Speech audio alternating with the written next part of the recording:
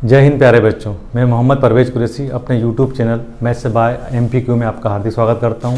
प्यारे बच्चों, जैसे कि आप लोग जानते हैं अब एग्ज़ाम आने वाले हैं, बहुत ही कम टाइम बचा है, इसीलिए हम लोग एक नई सीरीज़ चालू कर रहे हैं जो IMP क्वेश्चन की सीरीज़ होगी। अब आपको हर चैप्टर के हर यूनिट के IMP क्वेश्चन ही पढ़ाए जाएंगे। मुझे उम्मीद है कि IMP क्वेश्चन आपके बहुत काम आएंगे। प्यारे बच्चों, आप लोग अच्छी तरीके से जानते हैं कि जो आपको क्वेश्चन दिया है यहाँ पर क्वेश्चन 1, उसमें लिखा है आव्यूह के परिवर्त आव्यूह की जाति वही होती है जो मूल आव्यूह की होती है। यानी हमको क्या बताना है, एक मैट्रिक्स लेना है और उसका ट्रांसपोज निकालना है। परिवर्त या ट्रांसपोज क्या होता है इसको हम समझ लेते हैं। होता क्या है, मान लो 3x3 का एक मैट्रिक्स है जिसमें 3 रो और 3 कॉलम हैं।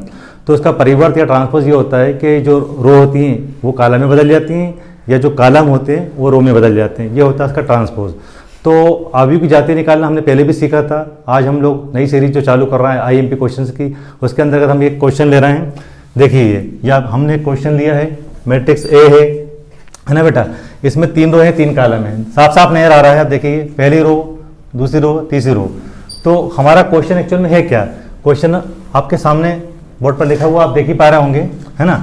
अब क्वेश्चन क्या कहता है, क्वेश्चन ये कहता है मान लो ये मैट्रिक्स है ना, तो इसका ट्रांसपोज यानी कि परिवर्त क्या होगा, इसका ट्रांसपोज यानी कि परिवर्त क्या होना चाहिए। हमने जैसा कि अभी आपको बताया, रो को कॉलम में बदल दो या कॉलम को रो में बदल दो तो वो उसका ट्रांसपोज हो जाता है। जैसे कि कॉलम 1 दिख रहा है आपको, ये कॉलम 1, ये जो कॉलम 1 है इसको हम रो में कन्वर्ट कर देंगे। देखिए आप ध्यान से, ये हो गया 1, ये हो गया 2, ये हो गया 0। प्यारे बच्चों, ये जो कॉलम है वो रो में कन्वर्ट हो गया। इसी तरह यहाँ पर जो कॉलम है वो रो में कन्वर्ट हो जाएगा। तो क्या हो जाएगा, ये 2 1 1, और ये तीसरा नंबर का जो कॉलम है उसको रो में कन्वर्ट करेंगे, कितना हो जाएगा बेटा, 3 0 और 2, है ना। अब हमारा क्वेश्चन क्या है ये समझते हैं अपन। हमारा क्वेश्चन ये है कि ये जो मैट्रिक्स है ए और इसका ट्रांसपोज जो ए डेस है ना, इनकी जो रैंक है यानी जो जाति है हमें सेम बताना है। तो आप अच्छी तरीके जानते हैं हम जो रैंक निकालते हैं, रैंक के लिए क्या नोटेशन इस्तेमाल हम करते हैं। मान लो इस मैट्रिक्स की बात चल रही है तो बेटा इसको हम बोलेंगे रैंक ऑफ ए, है ना बेटा, और इसको हम क्या बोलेंगे, इसको बोलेंगे रैंक ऑफ ए डेस बोलेंगे, यही बोलेंगे ना। अब हमें बताना है क्या, हमें सिर्फ इतना बताना है कि इन दोनों की रैंक सेम है। मान लो इसकी रैंक 3 आ गई, थोड़ी देर के लिए हम मान लें, और इसकी रैंक 3 आ गई तो सेम हो गया। यही हमारा क्वेश्चन है। तो ये चीज हो गई है ना। तो हमें क्या करना है ना, we have to prove that, है ना, we have to prove that. हमें सिद्ध करना है, इतना सा करना है कि रैंक ऑफ ए इक्वल कितना होना चाहिए, रैंक ऑफ ए डेस। इतनी सी बात हमें बताना है प्यारे बच्चों, ये हमको बताना है। तो बड़ा सीधा सा है ये बेटा। हम इस मैट्रिक्स की रैंक निकालेंगे, फिर उस मैट्रिक्स की रैंक निकालेंगे। अगर वो सेम आ जाता है तो मतलब जो वो कह रहा है वो प्रूफ हो जाएगा। तो देखिए क्या प्यारे बच्चों, ये रैंक कैसे निकालते हैं हमने आपको पहले भी बताया था। सबसे पहले इसका डिटर्मिनेंट निकालेंगे। डिटर्मिनेंट यानी कि सारणिक, है ना। तो इसका सारणिक निकालेंगे तो सारणिक का साइन आ जाएगा डिटर्मिनेंट का, जो मैट्रिक्स की भाषा में लिखा था वो डिटर्मिनेंट में बदल जाएगा। तो प्यारे बच्चों, ये हो गया 1, ये हो गया 2, ये हो गया 3, है ना बेटा, ये हो गया आपका 2, ये हो गया 1, ये 0, ये हो गया 0, ये 1 और 2। हमने आपको बताया था जैसे कि पहले कि सारणिक यानी कि डिटर्मिनेंट को हम कैसे सॉल्व करते हैं। तो प्यारे बच्चों, आप यहाँ पर देख लीजिएगा, इधर यहाँ पर मान लो हम ये वाला एलिमेंट लेते हैं 1। अगर हम ये वाला एलिमेंट लेते हैं 1 तो इसका मतलब क्या होगा कि पहली रो और पहला कॉलम छुप जाएगा, है ना। तो अगर हमने यहाँ 1 लिया बेटा, ठीक है ना, अभी हमने बताया था कि पहली रो पहला कॉलम छुप जाएगा, तो 1 0 और 1 2 दिख रहा होगा आपको। तो यहाँ क्या जाएगा 1 0, है ना प्यारे बच्चों, और यहाँ जाएगा आपका 1 2। फिर फार्मूले का पहले प्लस आता है फिर माइनस आता है, तो यहाँ पर माइनस आ जाएगा। अब अगर हम ये वाला एलिमेंट लेते हैं, मान लो कि हम 2 लेते हैं ना बेटा, हम 2 लेते हैं, तो पहली रो वही रहेगी, दूसरा कॉलम छुप जाएगा। तो जो एलिमेंट आप देख पा रहे हैं बोर्ड पर, जैसे कि 2 0 0 2, ये हम लिख देंगे। यहाँ पर क्या हो जाएगा बेटा, ये हो गया 2 0 और ये हो जाएगा 0 2। ठीक है प्यारे बच्चों, पहले प्लस आया फिर माइनस आया फिर प्लस आएगा, ये अकॉर्डिंग टू रूल चल रहा है, प्लस माइनस प्लस। अब हम ये वाला एलिमेंट मान लो लेते हैं तो यहाँ पर क्या हो जाएगा बेटा, ये हो गया 3। अब देखो पहली रो पहला कॉलम छुपाया था, पहली रो दूसरा कॉलम छुपाया था, अब हम पहली रो तीसरा कॉलम छुपाएंगे। तो एलिमेंट क्या दिख रहा है, 2 1 0 1। हम यहाँ पर जो एलिमेंट दिख रहा है वो ले देंगे, ये हो गया 2 1 और ये हो जाएगा आपका 0 1। प्यारे बच्चों, ये जो आप देख पा रहे हैं इनको 2 क्रॉस 2 के माइनर यानी कि द्वितीय कोटि के उपसारणिक बोलते हैं। इन द्वितीय कोटि के उपसारणिकों को सॉल्व करने का तरीका ये होता है कि इसका इंटू यहाँ पर होगा फिर फार्मूले का माइनस आएगा, फिर इसका इंटू यहाँ पर होगा। इसी तरह से इसका इंटू यहाँ पर होगा, फिर फार्मूले का माइनस आएगा, इसका इंटू यहाँ पर होगा, और इसी तरह से इसका इंटू यहाँ पर होगा, और फिर फार्मूले का माइनस आएगा, फिर इसका इंटू यहाँ पर होगा। ये होता है इसको सॉल्व करने का तरीका। प्यारे बच्चों, अब आप देखिए इस वन को तो मैं आपको समझाने के लिए लिख रहा हूँ, क्योंकि वन का कोई फर्क नहीं पड़ने वाला है। जैसा कि आपको बताया गया था, वन का 2 में इंटू होगा तो कितना आएगा, 1 इंटू 2 करेंगे तो कितना आएगा, 2 आएगा। फिर फार्मूले का माइनस 1 का 0 में इंटू करेंगे कितना आएगा बेटा, 0 ही आएगा। आप जानते हैं अच्छे तरीके से। प्यारे बच्चों, ये 2 हो गया। अब 2 का 2 में इंटू होगा कितना आएगा बेटा, 4 आएगा। फिर फार्मूले का माइनस आएगा, 0 का 0 में तो वैसे भी 0 आता है, 0 का 0 में 0 ही आता है। प्यारे बच्चों, अब देखो आप ये 3, अब 2 का 1 में होगा तो कितना आएगा, इस 2 का 1 में हो रहा है तो कितना आ रहा है, 2 1 जा 2, फार्मूले का माइनस, और फिर 0 का 1 में होगा तो 0 का तो 0 ही आएगा। देख पा रहे हैं आप लोग। अब आप देखिएगा बेटा, है ना, यहाँ पर आप देखना जरा ध्यान से कि यहाँ है 1 और यहाँ कितना है, यहाँ ओनली 2 बचा, देखो 2 में से 0 गए तो 2 ही बचेगा। इसी तरह से बेटा ये है 2 और 4 में से 0 गए तो 4 ही बचेगा, तो यहाँ पर 4 ही आएगा इंटू में। इसी तरह से यहाँ पर देखेंगे 3 और यहाँ 2 में से 0 गए, यहाँ पर तो कितना बचा, ओनली 2। अब आप इसको सॉल्व कर लो बस, है ना। तो आप यहाँ देख लीजिएगा बेटा, यहाँ से आगे के स्टेप, ये हो गया आपका डिटरमिनेंट ए। प्यारे बच्चों, 1 का 2 में इंटू होगा तो कितना आएगा, 2 आएगा, ठीक है बेटा। और 2 का 4 में इंटू होगा तो कितना आएगा, 8 आएगा। और 3 का 6 में इंटू, सॉरी 3 का 2 में इंटू होगा तो कितना आएगा, 6 आएगा, ठीक है। तो आप देख पा रहे हैं यहाँ पर, है ना, कि हो गया डिटरमिनेंट ए इक्वल टू कितना आया, देखिए 6 और 2 कितना कितना हो गया, 8 हो गया। तो 8 माइनस 8 यानी कितना हो गया, 0, ठीक है बेटा। अब आप इम्प्लाइज लगाइए, ये हो गया डिटरमिनेंट ए इक्वल टू 0। तो आपने देखा कि जो डिटरमिनेंट है वो 0 आया, इसका मतलब अभी रैंक निकालने का जो रूल ये कहता है कि इसकी रैंक कम से कम 3 तो नहीं हो। जब 3 क्रॉस 3 के डिटरमिनेंट का सारणी 0 आता है तो उसकी रैंक 3 तो नहीं होती है। तो क्या हो जाएगा, है ना, इट इज क्लियर दैट,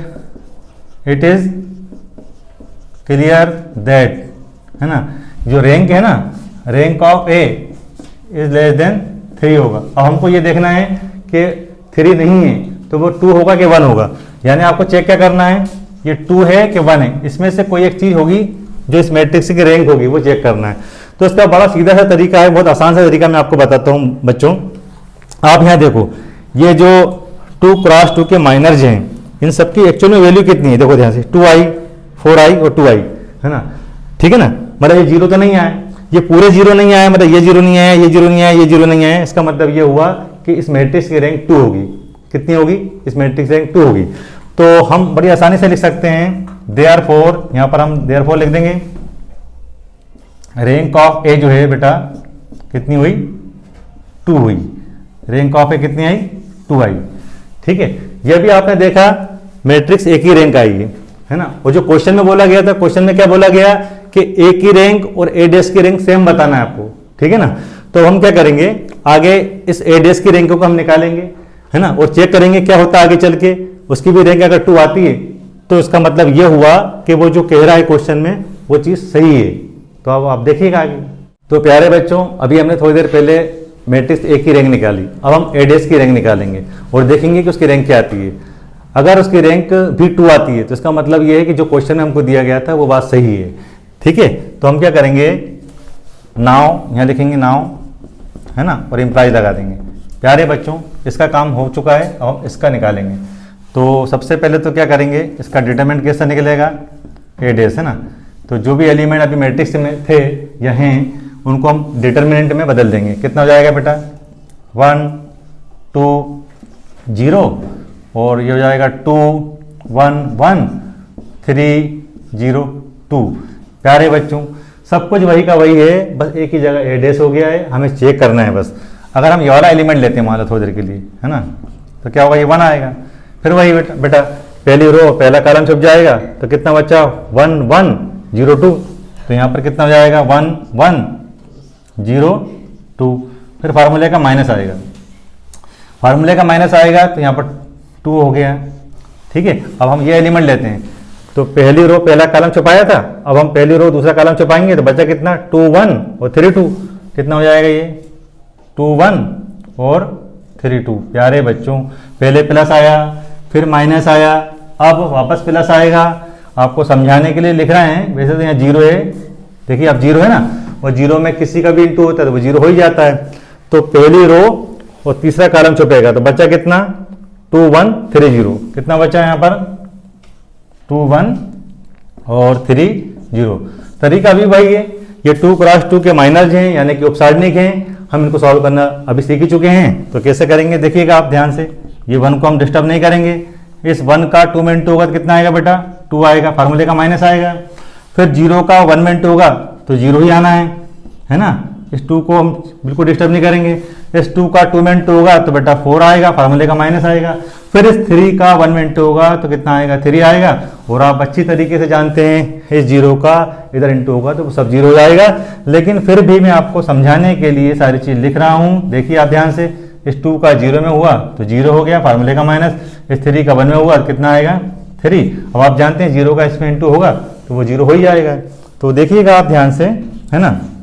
यहाँ कितना बचा 2 बचा है ना, तो उसको थोड़ा और जमा के लिख देते हैं। 1 इंटू कितना हो गया 2। ये ब्रैकेट आपको ये दिखाता है कि इसका इसमें इंटू हो रहा है, ठीक है। इसी तरह से बेटा ये हो गया आपका 2। प्यारे बच्चों, 4 में से 3 माइनस हुए तो कितना बचा 1 बचा, तो 1 लिख दीजिए, कोई दिक्कत नहीं। और ये तो आपका 0 हो ही चुका है। प्यारे बच्चों, 1 का 2 में इंटू हुआ तो कितना आएगा 2 आएगा। और फार्मूले का वो सॉरी ये माइनस तो चल ही रहा था फार्मूले वाला, और 2 का 1 में करेंगे कितना आएगा 2 आएगा। तो इसका आपने क्या देखा, आपने ये देखा बेटा कि इसका भी सारणिक यानी कि डिटरमिनेंट कितना आया 0 आया। इसका भी सारणिक यानी कि डिटरमिनेंट कितना है 0 आया। इसका मतलब ये है कि ये जो एडेस है जिसमें 3 2 3 कॉलम है, इसकी रैंक 3 तो नहीं हो सकती। अब या तो रैंक 2 होगी या 1 होगी। आप स्पष्टता देख पा रहे होंगे यहाँ पर, देखिए ध्यान से। ये देखिए ये 0 नहीं आया था, ये भी 0 नहीं आया था, और ये भी 0 नहीं आया था। इसका मतलब ये है कि इसकी रैंक कितनी होगी 2 होगी। तो क्या करेंगे हम यहाँ पर, देखिएगा आप लोग ध्यान से, है ना। इसका मतलब तो ये हुआ कि इसकी जो रैंक है यानी रैंक ऑफ ए डैश जो होगा, अच्छा यहाँ पर ए डैश लगाना हम भूल गए थे, लगा देते हैं ना। तो रैंक ऑफ जो ए डैश है वो 3 से तो छोटी होगी, यानी कि अब या तो 2 होगी या 1 होगी। हमको ये चीज़ चेक करना है, ये चीज़ हमको चेक करना है ना। और जैसा कि मैंने अभी थोड़ी देर पहले आपको बताया था कि ये पूरा 0 नहीं है, ये पूरा 0 नहीं है, ये पूरा 0 नहीं है, इसलिए इस मैट्रिक्स की जो रैंक है वो भी 2 ही आने वाली है। तो इतनी सी लाइन लिखना है आपको बस, है ना। It is clear that rank of A dash equal to कितना हो गया 2 हो गया। रैंक ऑफ ए डैश कितना हो गया 2 हो गया। अब आप देखिए जो रैंक ए की जो रैंक आई थी और ए डैश की जो रैंक आई वो दोनों कितनी है सेम है, यानी कि दोनों की रैंक 2 है।